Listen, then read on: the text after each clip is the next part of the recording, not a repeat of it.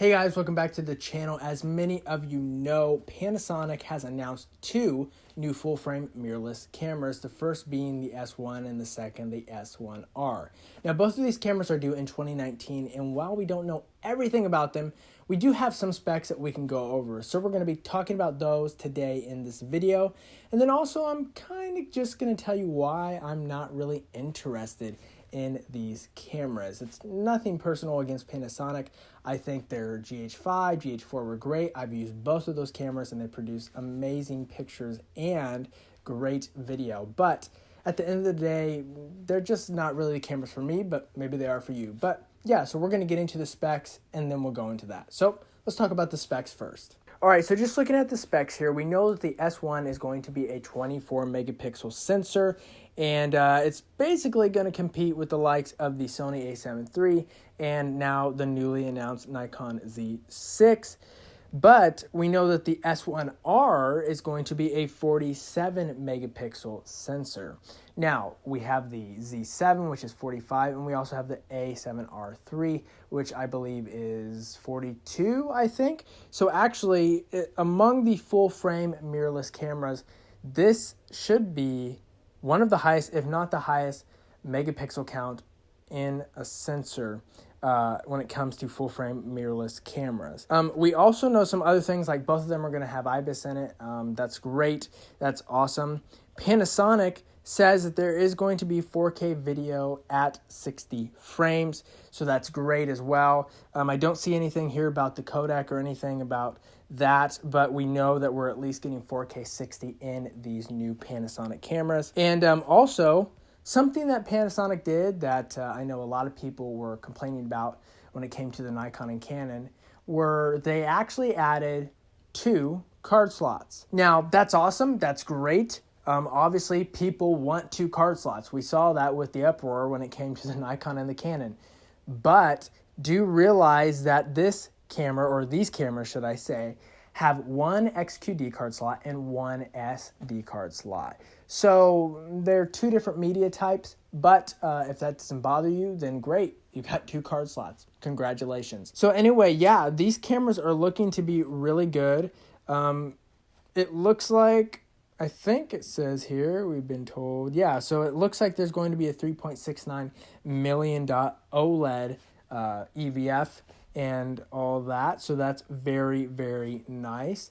And it's all looking good. Now, one downside to these cameras is that Panasonic did not put any phase detection AF in this camera. It's not a phase detect autofocus system. It is a contrast-based autofocus system. So you will, or at least in my experience, see a little bit slower focusing. But I mean, I don't know. And the video focusing is not going to be that great either.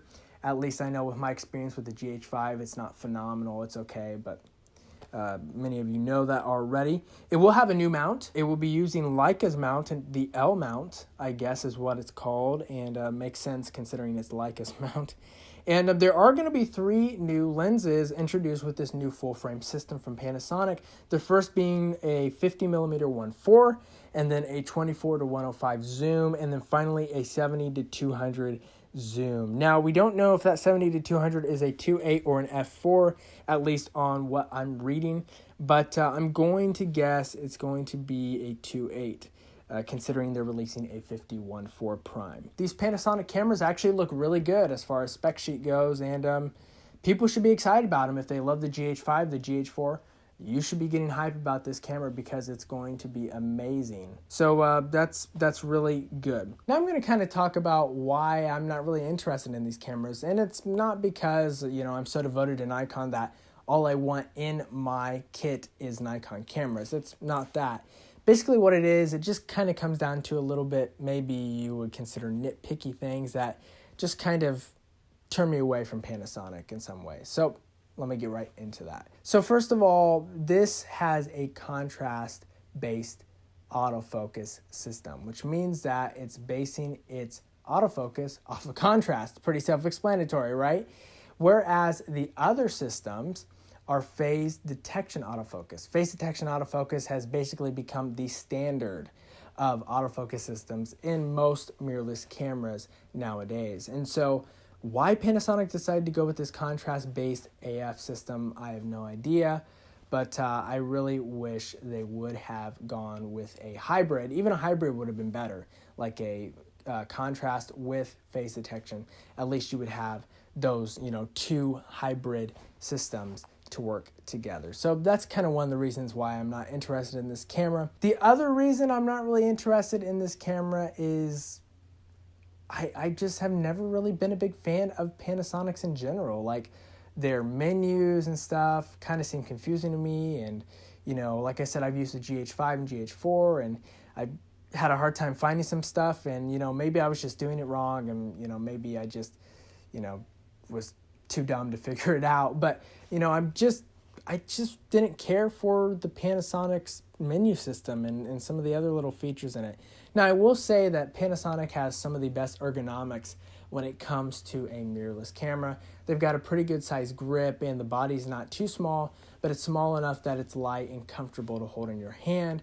But I don't know, I'm just not really interested in the Panasonic cameras, and so that's just kind of my reasons as to why I won't be getting this camera. But if you do want to see a review of either of these cameras, please let me know in the comments below. When they come out, I will try to get my hands a hold of one of them and do a review for you, so you can decide for yourself whether you'll be investing in one of these new cameras or not. Guys, thanks for watching. As always, please subscribe to my channel, and if you have any questions, as always, you can put them in the comments. And if there's any gear you're wanting to buy or whatever, please check out the links I have in the description below. That would really help. Also, support me on Patreon, patreon.com/bilingual. And I hope you all have a great day. Keep taking photos, all right? Bilingual out.